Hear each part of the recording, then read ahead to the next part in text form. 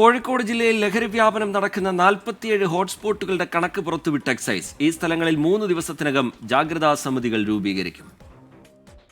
ഈ എൻഫോഴ്സ്മെന്റ് ശക്തിപ്പെടുത്തുന്നതിന്റെയും ബോധവൽക്കരണ പരിപാടികൾ ശക്തിപ്പെടുത്തുന്നതിൻ്റെയൊക്കെ ഭാഗമായി തന്നെ ജില്ലയിൽ ഇത്തരം ലഹരി വസ്തുക്കളുടെ വ്യാപനം മറ്റു പ്രദേശങ്ങളെക്കാൾ കുറച്ചുകൂടി കൂടുതലുണ്ട് എന്ന് കണ്ടെത്തുന്ന ചില പ്രദേശങ്ങൾ, അതായത് ഒരു 47ഓളം സ്പോട്ടുകൾ, പ്രത്യേക സ്ഥലങ്ങൾ ഇതിനായിട്ട് കണ്ടെത്തി.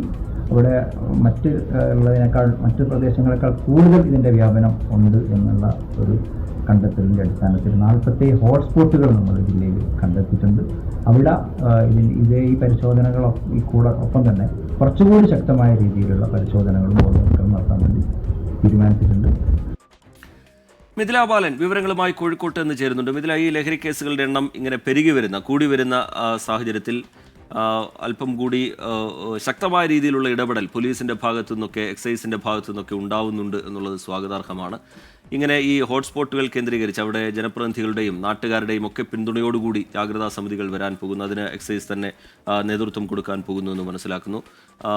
എങ്ങനെയാണ് ഇത് പ്ലാൻ ചെയ്യുന്നത് എക്സൈസ്, മിഥില?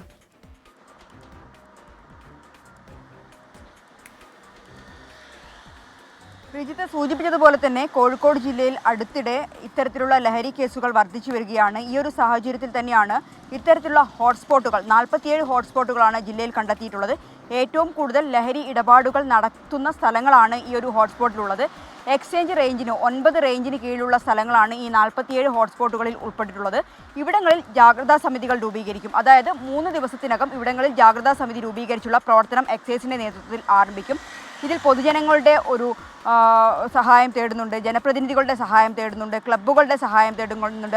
അങ്ങനെ നാനാതരത്തിലുള്ള ആളുകളുടെ സഹായം തേടിക്കൊണ്ട് തന്നെയാണ് എക്സൈസ് ഈ ഒരു ഉദ്യമവുമായി മുന്നോട്ട് പോകുന്നത്. മാത്രമല്ല, ഈ ജില്ലയിൽ അടുത്തിടെ എക്സൈസ് വ്യാപകമായി പരിശോധനയും ശക്തമാക്കിയിട്ടുണ്ട്. 516 റെയ്ഡുകളാണ് ഈ അടുത്തിടെ നടത്തിയത്. ഇതിൽ 15 എണ്ണം പോലീസുമായി ചേർന്ന് നടത്തിയ റെയ്ഡാണ്. 57 NDPS കേസുകൾ രജിസ്റ്റർ ചെയ്തിട്ടുണ്ട്. 95 അബ്കാരി കേസുകൾ രജിസ്റ്റർ ചെയ്തിട്ടുണ്ട്. വരും ദിവസങ്ങളിലും കൂടുതൽ ശക്തമായ പരിശോധനയുമായി മുന്നോട്ട് പോകാൻ തന്നെയാണ് എക്സൈസിൻ്റെ തീരുമാനം. ഈ അടുത്തിടെ ഏറ്റവും കൂടുതൽ കുറ്റകൃത്യങ്ങളുണ്ടായ താമരശ്ശേരി മേഖല കേന്ദ്രീകരിച്ച് പ്രത്യേക ജാഗ്രതയും എക്സൈസിൻ്റെയും ഒപ്പം തന്നെ പോലീസിൻ്റെയും നേതൃത്വത്തിൽ നടത്തുന്നുണ്ട്. രഞ്ജിത്ത്. മിഥില ബാലൻ കോഴിക്കോട്ട് നിന്ന് വിവരങ്ങൾ നൽകുകയായിരുന്നു.